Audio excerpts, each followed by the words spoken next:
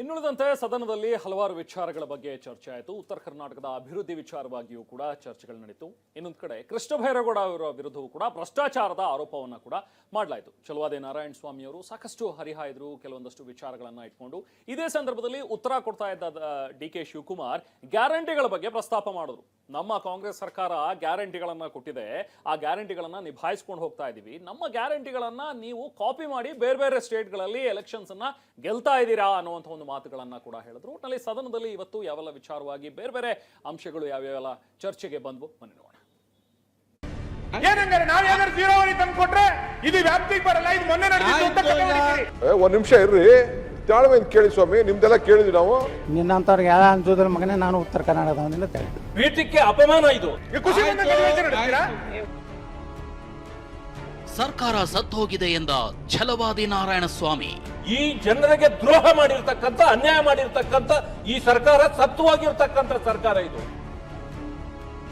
ನಮ್ಮ ಗ್ಯಾರಂಟಿ ಇಲ್ದಿದ್ರೆ ಬಿಜೆಪಿ ಗೆಲ್ತಿರ್ಲಿಲ್ಲ ಎಂದ ಡಿಕೆ. ಇಡೀ ಬಿಜೆಪಿ NDA ನಮ್ಮನ್ನ ಫಾಲೋ ಮಾಡ್ಬಿಟ್ಟು ಈಗ ನೀವು ಎಲೆಕ್ಷನ್ಗಳನ್ನ ಗೆದ್ಕೊಂಡು ಬರ್ತಾ ಇದ್ದೀರ.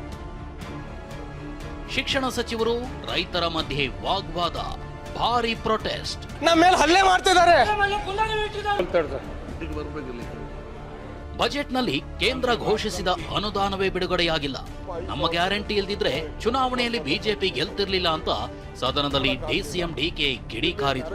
ದುಡ್ಡು ಇವತ್ತರೆಗೂ 5,300 ಕೋಟಿ ರೂಪಾಯಿ ಅಪ್ಪರ್ ಬರ್ನರ್ ಬಜೆಟ್ಗೆ ಕೊಡ್ತೀವಿ ಅಂತ ಹೇಳಿದ್ರು, ಕೊಡಕ್ಕಾಗ್ಲಿಲ್ಲ. ಇಲ್ಲಿ ನರೇಗಾ ದುಡ್ಡು ಇವತ್ತರೆಗೂ ಕೂಡ ಕೋಟ್ಯಾಂತರ ರೂಪಾಯಿ ಕೊಡಬೇಕು. ಜಲ್ ಜೀವನ್ ಮಿಷನ್ ದುಡ್ಡು ಸುಮಾರು 30-40 ಸಾವಿರ ಕೋಟಿ. ಹಂಗಂತ ಕೇಂದ್ರ ಸರ್ಕಾರ ದಿವಾಳಿಯಾಗೋಯ್ತು ಅಂತ ಹೇಳಕ್ ಆಗ್ತದ? I can't tell that. We are there. ನಾವು ಏನು ಮಾತು ಕೊಟ್ಟಿದ್ದೇವೋ, ಯಡಿಯೂರಪ್ಪನವ್ರು ಹೇಳಿದ್ರು ಒಂದು ಕಾಳು ಕಡಿಮೆ ಕೊಟ್ಟರು ನಾವು ಈಸ್ಕೊಳ್ಳೋದಿಲ್ಲ ಅಂತ ಹೇಳಿದ್ರು. We are committed to it. ನಮ್ಮ ಗ್ಯಾರಂಟಿನೇ ನೋಡಿ ಇಡೀ ದೇಶದಲ್ಲಿ ನೀವು ಫಾಲೋ ಮಾಡಿ. ಬಿಜೆಪಿ, ಇಡೀ ಬಿಜೆಪಿ NDA ನಮ್ಮನ್ನ ಫಾಲೋ ಮಾಡ್ಬಿಟ್ಟು ಈಗ ನೀವು ಎಲೆಕ್ಷನ್ಗಳನ್ನ ಗೆದ್ಕೊಂಡು ಬರ್ತಾ ಇದ್ದೀವಿ.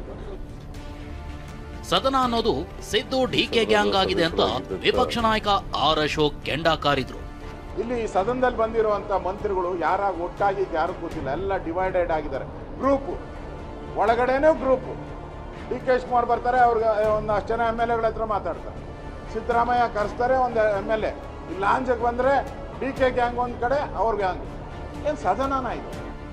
ಉತ್ತರ ಕರ್ನಾಟಕಕ್ಕೆ ಅಪಮಾನ ಮಾಡ್ತಿರೋ ಸರ್ಕಾರಕ್ಕೆ ಧಿಕ್ಕಾರ ಅಂತ ಛಲವಾದಿ ನಾರಾಯಣ ಸ್ವಾಮಿ ರೋಷಾವೇಶಗೊಂಡ್ರು. ಈ ರೀತಿ ಮಾಡೋದಾದ್ರೆ ನಾವು ಈ ಸರ್ಕಾರದ ವಿರುದ್ಧವಾಗಿ ನಾವು ಕೂಡ ಬಾಯ್ಕಾಟ್ ಮಾಡ್ತೇವೆ, ನಾವು ಹೊರಗಡೆ ನಡೀತೇವೆ. ಪೀಠಕ್ಕೆ ಅಪಮಾನ ಇದು, ಉತ್ತರ ಕರ್ನಾಟಕಕ್ಕೆ ಅಪಮಾನ. ಈ ಜನರಿಗೆ ದ್ರೋಹ ಮಾಡಿರ್ತಕ್ಕಂಥ, ಅನ್ಯಾಯ ಮಾಡಿರ್ತಕ್ಕಂಥ ಈ ಸರ್ಕಾರ ಸತ್ತು ಹೋಗಿರ್ತಕ್ಕಂಥ ಸರ್ಕಾರ ಇದು.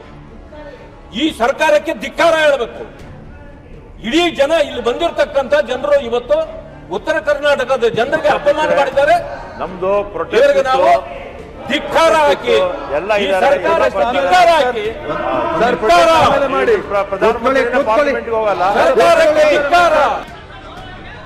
ಬೆಳಗಾವಿ ಅಧಿವೇಶನದಲ್ಲಿ ಶಿಕ್ಷಣ ಸಚಿವ ಮಧು ಬಂಗಾರಪ್ಪರನ್ನ ಭೇಟಿ ಮಾಡೋಕೆ ರೈತರು ಬಂದಿದ್ರು. ಸರ್ಕಾರಿ ಶಾಲೆಯಲ್ಲಿ ಮಕ್ಕಳ ಸಮಸ್ಯೆ ಬಗ್ಗೆ ಪ್ರಸ್ತಾಪಿಸೋಕೆ ಮುಂದಾಗಿದ್ರು. ಈ ವೇಳೆ ಸಚಿವರು ಹೊರಗೆ ಹೋಗಿ ಅಂದಿದ್ದಕ್ಕೆ ರೈತರು ಸಿಟ್ಟಿಗೆದ್ರು. ಕೆಲ ಕಾಲ ಭಾರಿ ಹೈಡ್ರಾಮಾನೇ ನಡೆಯಿತು.